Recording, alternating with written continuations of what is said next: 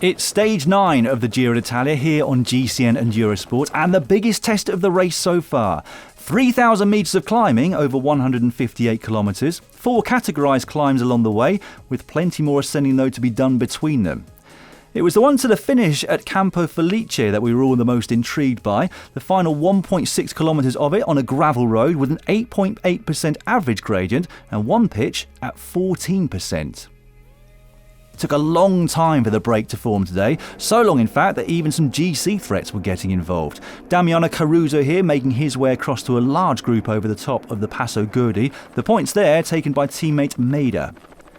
With 2 teammates for company, they immediately set to work, but then disaster struck.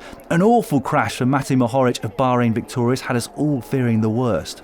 Thankfully, he was soon back on his feet, but the severity of the incident hadn't yet hit him. He was taken away in an ambulance to assess his injuries, and of course we wish him a speedy recovery. The race continued though, and after 70 k's of full-on attack, and we finally had a break. 17 riders, the best placed on GC Tanel Kangert at 5 minutes and 37. Groupama FDJ had been setting the pace, but inside the last 30 k's it was Ineos Grenadiers who'd hit the front, and with the bunch closing in, Simon Carr of EF Education Nippo decided to set sail from the break. He'd soon have company though. Frenchman Geoffrey Bouchard of AG2R had been racking up the mountain points over the stage, and over the penultimate climb of the day, he'd gone into the virtual lead in that competition. And he was clearly on a very good day. A few k's down the road he drove away from Carr, his eyes firmly now set on stage victory.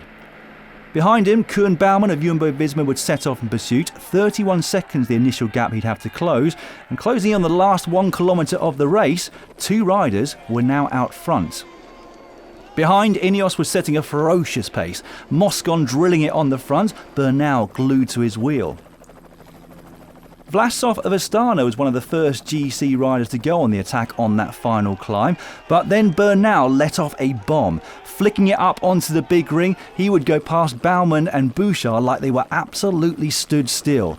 Ciccone stuck with him for a few brief moments, but Bernal was going to have it all his own way today. He would continue sprinting all the way to the finish line and eventually cross it to take his first ever Grand Tour stage victory.